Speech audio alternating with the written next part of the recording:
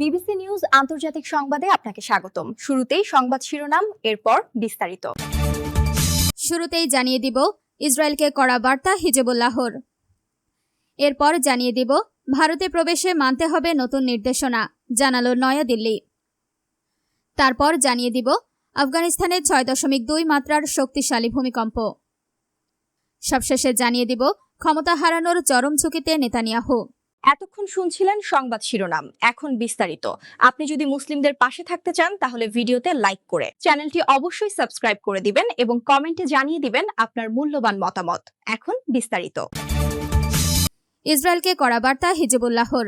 Lebanon ও ইসরায়েলের মধ্যে সম্প্রতি নতুন করে যুদ্ধবিরতি চুক্তি স্বাক্ষরিত হলেও সশস্ত্র প্রতিরোধ সংগ্রাম থেকে সরে আসার কোনো পরিকল্পনা নেই লেবাননের সশস্ত্র গোষ্ঠী হিজবুল্লাহর। গোষ্ঠীটির সেক্রেটারি জেনারেল নাইম কাশেম এক কড়া বার্তায় সাফ জানিয়ে দিয়েছেন যে তাদের সংগঠন ইসরায়েলি আগ্রাসন ও দখলের বিরুদ্ধে সশস্ত্র লড়াই চালিয়ে যাবে।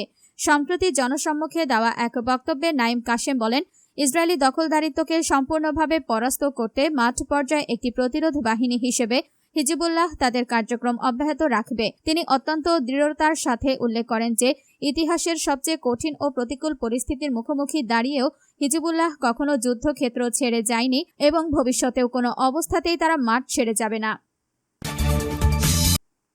ভারতে প্রবেশে মানতে হবে নতুন নির্দেশনা, জানালো নয়াদিল্লি। আফ্রিকায় ছড়িয়ে পড়া প্রাণঘাতী ইবোলা ভাইরাসের প্রাদুর্ভাবের মুখে বিমানবন্দরগুলোতে নজরদারি জোরদার করেছে ভারত সরকার। এর অংশ হিসেবে দেশটির বেসামরিক বিমান চলাচল মন্ত্রণালয় এয়ার সুবিধা 2.0 নামে একটি নতুন কন্ট্যাক্টলেস ডিজিটাল প্ল্যাটফর্ম চালু করেছে। গত 25 জুন থেকে কার্যকর হওয়া এই নিয়মের অধীনে এখন থেকে যেকোনো দেশ থেকে ভারতে আসা সমস্ত আন্তর্জাতিক যাত্রীদের জন্য ফ্লাইটে ওঠার আগে অনলাইনে একটি স্বাস্থ্য ঘোষণাপত্র পূরণ করা বাধ্যতামূলক করা হয়েছে। বিশ্ব স্বাস্থ্য সংস্থা মধ্য আফ্রিকার এই ইবোলা প্রাদুর্ভাবকে বৈশ্বিক স্বাস্থ্য জরুরি অবস্থা হিসেবে ঘোষণা করার পর ভারত এই সতর্কতামূলক পদক্ষেপ নিল। নতুন এই নিয়মটি সংযুক্ত আরব আমিরাত, ইউএই সহ বিশ্বের যেকোনো প্রান্ত থেকে ভারতে আসা সকল যাত্রীদের জন্য প্রযোজ্য হবে। যাত্রীরা তাদের যাত্রা শুরুর 24 ঘন্টা আগে airsuvidha.civilaviation.gov.in পোর্টালে গিয়ে এই ফর্মটি পূরণ করতে পারবেন। বিমানবন্দরে নেমে বাড়তি ঝামেলা এড়াতে যাত্রীদের ওয়েব চেক ইনের সময় এই ফর্মটি পূরণ করার পরামর্শ দেওয়া হয়েছে। এই ফর্মে মূলত যাত্রীর বিগত 21 দিনের ভ্রমণ ইতিহাস, ইবোলা সংক্রান্ত কোনো অঞ্চলে যাওয়ার রেকর্ড আছে কিনা এবং শরীরে জ্বর, গায়ে ব্যথা বা রক্তপাতের মতো কোনো উপসর্গ রয়েছে কিনা সেসব তথ্য দিতে হবে।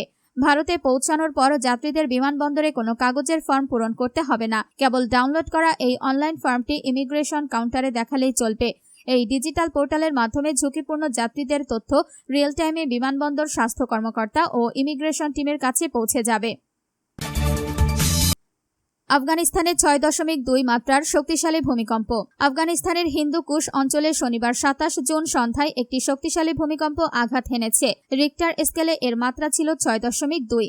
এই ভূমিকম্পের তীব্র কম্পন আফগানিস্তানের পাশাপাশি ভারতের রাজধানী নয়াদিল্লি, আশেপাশের সংলগ্ন অঞ্চল, দিল্লি, এনসিআর এবং জম্মু কাশ্মীরের বিস্তীর্ণ এলাকায় অনুভূত হয়েছে। ভারতের জাতীয় ভূকম্পন কেন্দ্র এনসিএস এই তথ্য নিশ্চিত করেছে। ভারতের জাতীয় ভূকম্পন কেন্দ্র জানায়, ভারতীয় সময় শনিবার সন্ধ্যা ৭টা ৪ এই ভূকম্পন অনুভূত হয়। ভূমিকম্পটির উৎপত্তি স্থল ছিল আফগানিস্তানের হিন্দু কুশ অঞ্চলে এবং এটি ভূপৃষ্ঠ থেকে প্রায় ২১৫ কিলোমিটার গভীরে সংঘটিত হয়েছিল। গভীরতার কারণে কম্পনটি উৎপত্তি স্থল থেকে বহু দূর পর্যন্ত ছড়িয়ে পড়ে এবং উত্তর ভারতের বিস্তীর্ণ এলাকাকে কাঁপিয়ে দেয়। ক্ষমতা হারানোর চরম ঝুঁকিতে নেতানিয়াহু। ইসরায়েলের রাজনীতিতে দীর্ঘতম সময় ধরে ক্ষমতায় থাকা এবং চরম সংকট থেকেও টিকে ফেরার কারিগর হিসেবে পরিচিত প্রধানমন্ত্রী বেনিয়ামিন নেতানিয়াহু এবার তার রাজনৈতিক জীবনের সবচেয়ে বড় চ্যালেঞ্জের মুখে পড়েছেন। আগামী অক্টোবরে অনুষ্ঠিতব্য সাধারণ নির্বাচন সম্ভবত নির্ধারণ করতে যাচ্ছে তার 4 দশকের দীর্ঘ রাজনৈতিক ক্যারিয়ারের ভাগ্য। দুর্নীতি মামলার পাশাপাশি মধ্যপ্রাচ্যের চলমান যুদ্ধ পরিস্থিতি নিয়ন্ত্রণে ব্যর্থতার কারণে দেশের ভেতরে ও বাইরে তীব্র চাপের মুখে রয়েছেন এই প্রবীণ নেতা। নেতানিয়াহুর এই নির্বাচনী পরীক্ষার পটভূমিতে রয়েছে এক ঝড়ো রাজনৈতিক অধ্যায়। জানা যায়, গত 28 ফেব্রুয়ারি যুক্তরাষ্ট্রের প্রেসিডেন্ট ডোনাল্ড ট্রাম্পকে ইরানের বিরুদ্ধে সরাসরি যুদ্ধে নামতে প্ররোচিত করেছিলেন নেতানিয়াহু। এর জবাবে তেহরান ও ইসরায়েল উপসাগরীয় দেশসমূহ এবং হরমুজ প্রণালীর বাণিজ্যিক জাহাজে পাল্টাপাল্টি হামলা শুরু করে, যা পুরো অঞ্চলের নিরাপত্তাকে খাদের কিনারায় এনে দাঁড় করিয়েছে।